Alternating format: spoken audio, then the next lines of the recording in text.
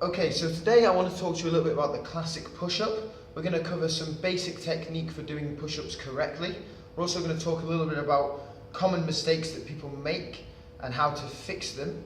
And then we're actually going to talk about a few cues you can use to make the push-up more effective.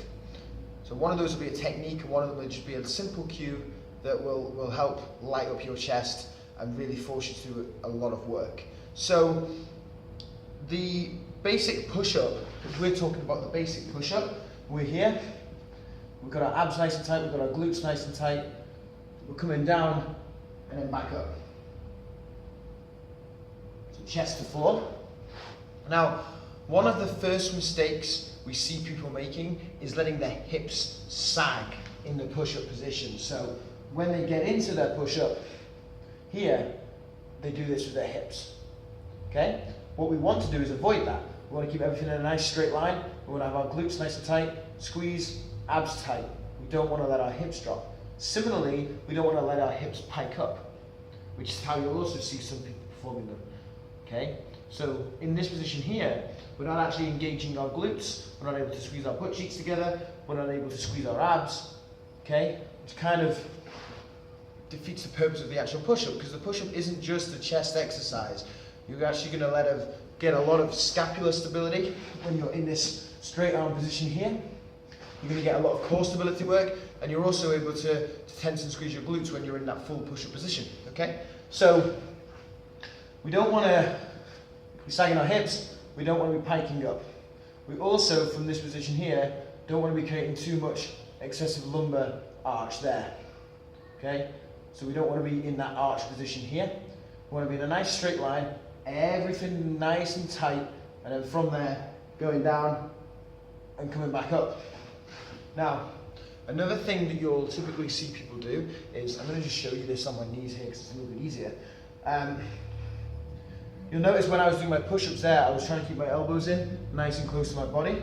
So what we don't want to do is see them flaring out to the side like this. So some people will flare their elbows out. We want to try and keep those in as close to our body as we can, here.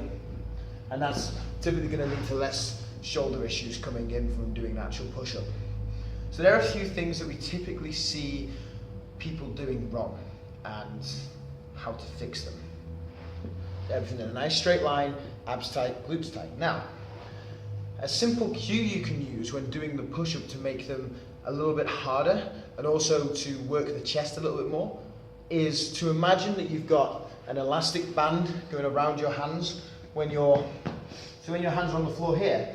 Just imagine that you've got an elastic band going around them, okay? And that elastic band is actively trying to pull your hands apart.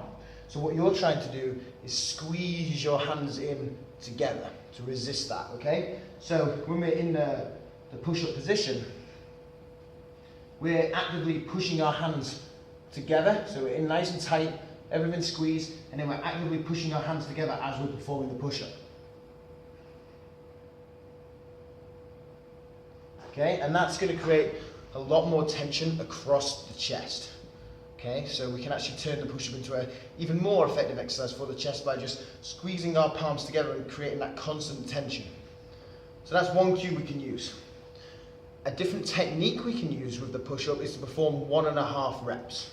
So that's simply performing a full push-up, then coming back up halfway, going back down into the bottom position of a push-up, and then coming all the way up to the top, and that will be 1 rep. So it will look a little bit like this. Getting into the classic push-up position, everything nice and tight, down, up halfway, down, up. So down, up halfway, down, all the way up. Okay? One more time.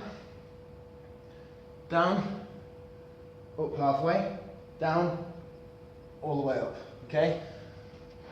So that they're called 1.5 reps.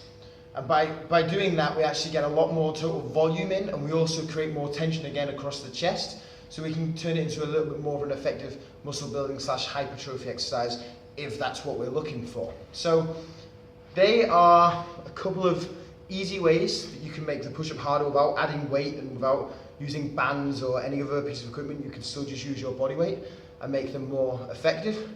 And that's also how to do a push-up correctly without doing some of the common mistakes and faults that we see people perform, okay? So this is just the basic variation of a push-up. There are about 30, 40, possibly even 50 odd variations of push-up that you could probably think of. And this is just one. So we'll cover other different types of push-up you can perform in a later video. But for now, crack on with these. Perfect the technique for the push-up. Add in a few of the different techniques and cues if you'd like to. And let me know how you get on.